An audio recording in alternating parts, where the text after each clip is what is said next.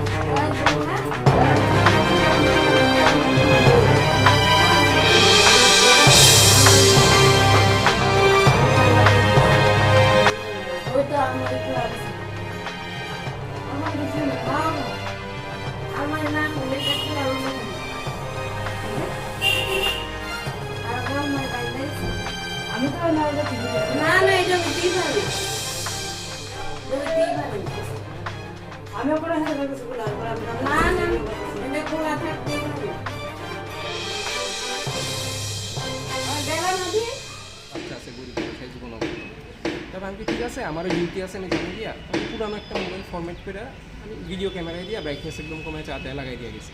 আমি যদি এরকম করে তো অবভিয়াসলি ধরা পড়বো। আমরা আজকেও বিছনা চাইতে এর উপর আমরা দুজনই নাই বাড়িতে ডিউটি।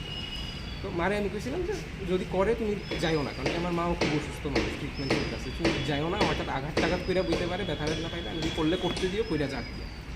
তো ভিডিও তো আইসে, বাট মাও বোধ হয় সম্ভব জানলা দিয়ে দীক্ষা লেগেছে যে হ্যাঁ আলমারি করছে। তো মা গিয়ার পরে ওরা অ্যাপ্রোচ করার পরে ও মানে ও এক্সকিউজ দিতে আছে করে শাড়ি লাগিয়া খুলে গেছে এই সে। তো এরপরে মা আরেক মাসিরে ডাকলো, বাট ও এত স্মার্ট যে মার সামনেই মার প্রেজেন্সে ঠাস করে বিছনায় যে টাকাগুলো নোটগুলো বাইক করে রাখছিল ঠাস করে ও প্রবেবলি ওর ব্লাউজে ঢুকাই লেলো। মানে এত স্মুথলি ঢুকাইছে যে এটা মানে অবিশ্বাস্য। আর ও আলমারিও খুললা জিনিস এভাবে নিতে আসছে যে জানে যে কোন সেকশানে কী আছে। ঠিক আছে, এই সেকশানে যেন আমার ওয়াইফের অনেক গোলসও আসছিল, তো আমরা সন্ধ্যে থেকে আগের দিনই কিছু গোল ছড়াই লেছি। আমরা ভিডিও রেকর্ডিংয়ে এটা আইলো, ভিডিও রেকর্ডিংয়ে আর পরে আমার বাড়ির মানুষরা কল করলাম, ওরাই ধরলো। ধরার পরে একবারও পালাই গেছিলো, পালাই যাওয়ার পরে আবার সবাই ধরে নিয়ে আরেকজনের বাড়ির ছাদের নিচের থেকে ধরে আনলো। এরপরে পুলিশরা ইনফর্ম করলো, পুলিশে ইনফরমেশান নিতে আসছিলো। ওই মুহূর্তে আমিও ডিউটি থেকে দৌড়ে এলাম, সেটা ওর সাথে কথা হলো, কথা হওয়ার পরে এখন থানায় নিয়ে এসে এখন পুলিশ ওরা ইনভেস্টিগেট করতেছে।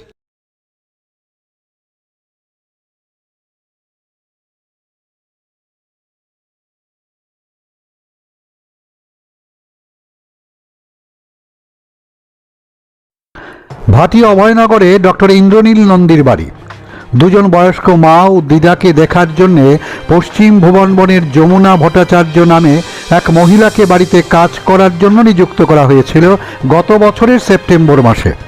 তারপর থেকে বাড়ির বিভিন্ন জিনিস চুরি হতে শুরু করে।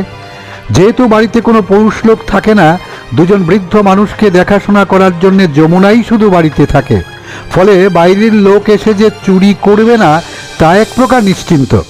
পরবর্তীতে ইন্দ্রনীল বাবুর বিয়ের অনুষ্ঠানে স্বর্ণের হার মিসিং হয়ে যায় এবং আলমিরাতে রাখা টাকাও উধাও।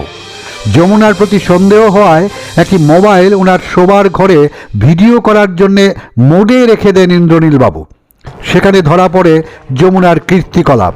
পাশাপাশি ওনার মাও জানালা দিয়ে দেখতে পায় আলমিরা খুলে টাকা সরানোর দৃশ্য। রবিবার সকালে যমুনাকে নিয়ে আসা হয় নিউ ক্যাপিটাল কমপ্লেক্স থানায়। নিউ ক্যাপিটাল কমপ্লেক্স থানার অফিস ইনচার্জ সুশান্ত দেব জানান, যমুনা ভট্টাচার্যকে জিজ্ঞাসাবাদ করে ওনার বাড়ি থেকে 24,565 টাকা নগদ, একটি স্বর্ণের হার এবং 2 জোড়া কানের দুল সহ একটি দামি ল্যাপটপ উদ্ধার করা হয়েছে। শুনুন পুলিশ অফিসার কি বলছেন। গতকালকে ইন্দ্রনীল নন্দী নামে ভাটি অভয়নগর বাড়ি, ডক্টর ইন্দ্রনীল নন্দী, উনি আমাদের কাছে একটা অভিযোগ করেন যে ওনার বাড়ি থেকে গত সেপ্টেম্বর মাস থেকে বিভিন্ন সময়ে গোল্ডেন অর্নামেন্টস, টাকা পয়সা, বিভিন্ন হাউসহোল্ড আর্টিকেলস চুরি হয়ে যাচ্ছে। তো ওনার সন্দেহ ওনার হাউসমেট যমুনা ভট্টাচার্য, ওনার অভিযোগ সন্দেহ হয়তো উনি যুক্ত থাকতে পারেন। তাই সাধু সাবধান, বাড়িতে কাজের লোক রাখছেন, দেখবেন তার সম্পর্কে বিস্তারিত জেনে তবেই রাখুন। ভিজিলাই ত্রিপুরা।